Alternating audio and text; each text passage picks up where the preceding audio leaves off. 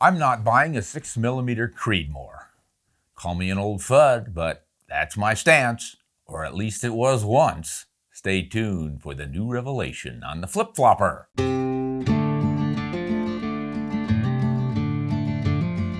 Hey everybody, Ron Spomer back with some cartridges and some ballistic data for you. Hey, I want to thank all our patrons for supporting us on Patreon. Man, that really helps and we sincerely appreciate it. The rest of you could just really do me a favor by giving me a thumbs up. Hey, what about this 6mm Creedmoor everybody's crowing about? Kind of taken over the long-range shooting field, really. I think it's probably outpacing the 6.5 Creedmoor, which is its mama and papa.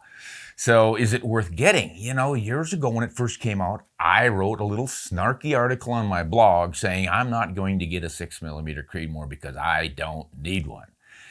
Now that I've looked at it a little more closely, I might be changing my mind. So at the risk of sounding like a politician looking for votes, I'm going to talk about the 6mm Creedmoor and a little bit of 24 caliber history and why I might just get a 6mm Creedmoor.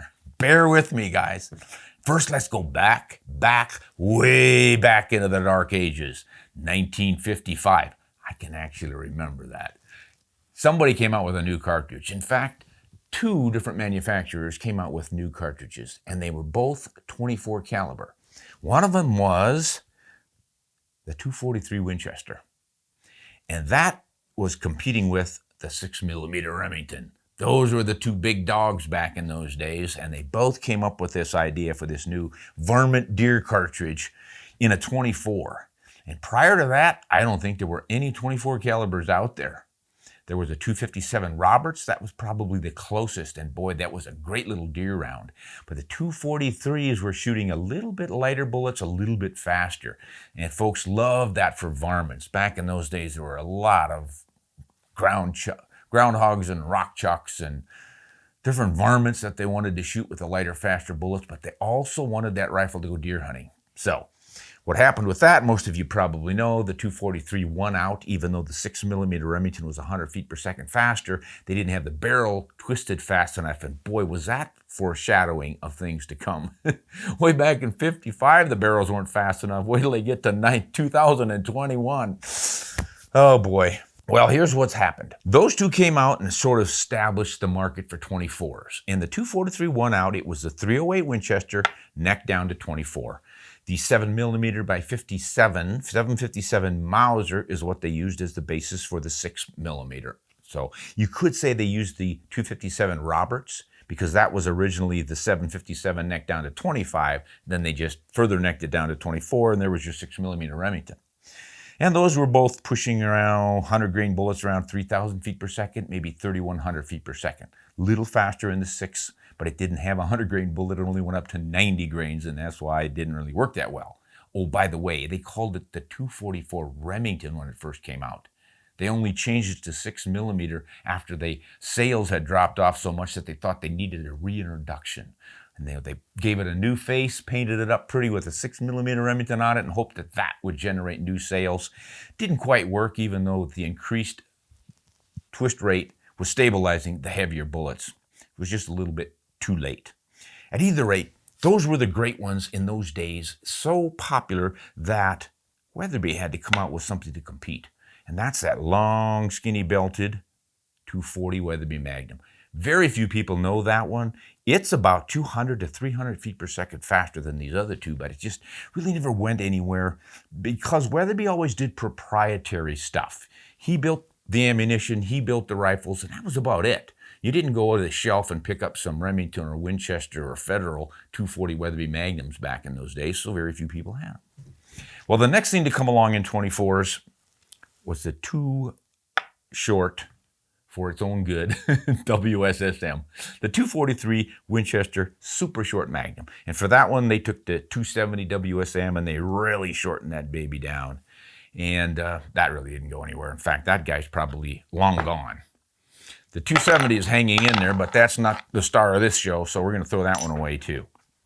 But here are the two stars of the show. The 6.5 Creedmoor neck down to the 6mm Creedmoor. What do you end up with?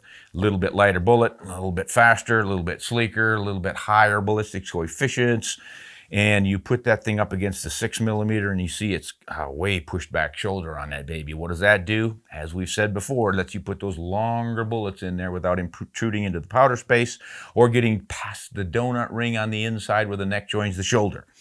So here's the real competitor, since the 6mm Remington isn't going anywhere anymore either. Hardly anyone, if anyone, chambers for that one. So that one's gone by the wayside. That leaves us with these two. 243 Winchester, 6.5 Creedmoor. Look at the powder capacities on those and tell me which one's going faster. Tight of the runner.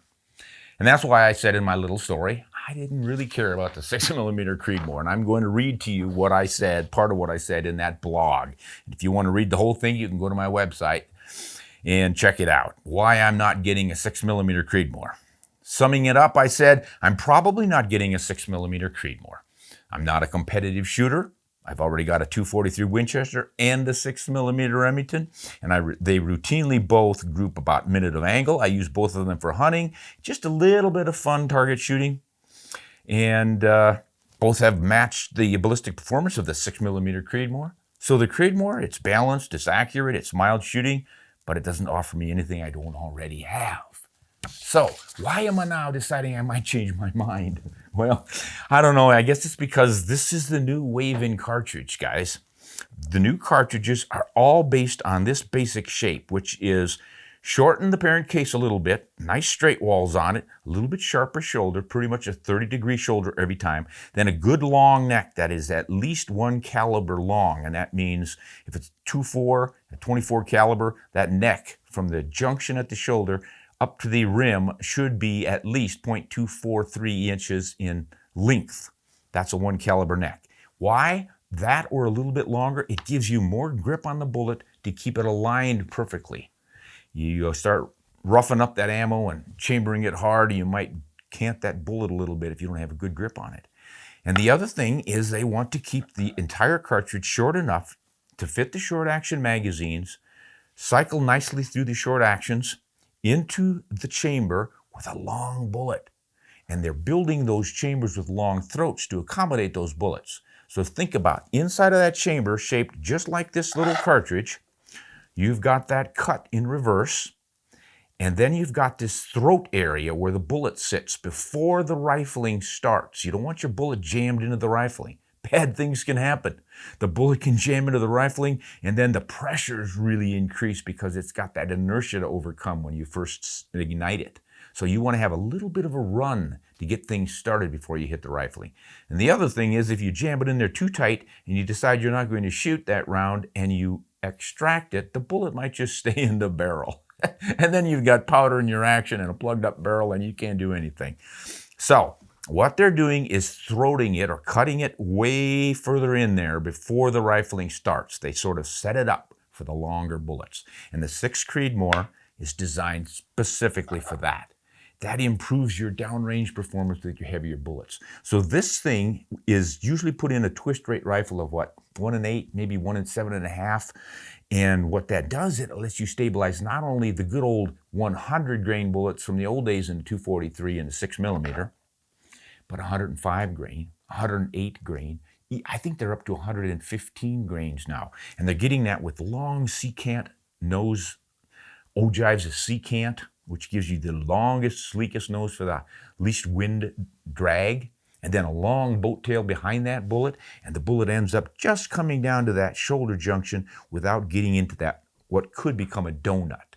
Now, if you don't understand donut, if you reload cases, you resize them again and again, you start to build up a little rim on the inside, right at that junction, and it builds up the brass so that it's a little bit narrower than the neck itself.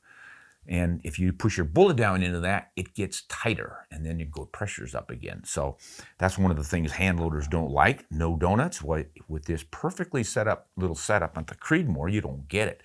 Now, you can load the same bullets in a 243 or a 6mm if you set up your rifle with that longer throat for the chamber and all the rest of it. But you're going to come up against that donut issue if you put those long bullets in there. There may be a way around it with a little bit longer action, but you're going to be looking at the ragged edge of a short action cartridge if you keep playing around with longer bullets sticking out far enough so that they don't reach the potential donut area on that junction. So it's just a lot simpler to pick up a 6mm Creedmoor. You get your same velocities as the .243 Winchester. You can shoot heavier bullets. You can shoot higher BC bullets. You can be more accurate at long range, less wind deflection, which is a really big deal. So if you're a young person or new to shooting and you don't already have a .243 Winchester or a 6mm, what happened to my 6mm? Don't go away. Come back. There he is. Love that guy. I have a nostalgic connection to it because I had one when I was a very young man. Or the .240 Weatherby Magnum, which is the one you want if you really want to go fast, but obviously that fits into long action. But you just don't have the twist rates on those, so unless you build a custom rifle, it's just so much easier to go with the 6mm Creedmoor. And that's why I say maybe that blog I wrote about I'm not getting a 6mm Creedmoor might not be valid anymore. I think if I go with another .243 of any kind, it just is going to have to be that 6mm Creedmoor. Unless they start making a 6 PRC Creedmoor. Maybe I would take a look at that. And in that case, the .243 Weatherby Magnum is going to have some stiff competition. Hey, I don't know, guys. It never stops. All this new bullet creation stuff, new cartridge creation stuff, it just keeps going and going. And the old argument of, stop already. We have everything we need. Who can't shoot a deer or a coyote or a pronghorn or a woodchuck with what we've already got? And yeah, that's a valid point. But humans are humans. We're always reinventing the wheel, trying to come up with perfection. And I think we've done a pretty good job with that 6mm Creedmoor cartridge. And you guys, if you don't like to hear Creedmoor, you can just say CM. So if you get yourself a CM, write me and tell me what you think of it. How well is it working for you? Do you think it's as good as some folks do? And is it only good for targets, or is it just as good for deer hunting? I think it probably is. This is Ron Spomer. Thanks for tuning in on Honest and Shoot Straight.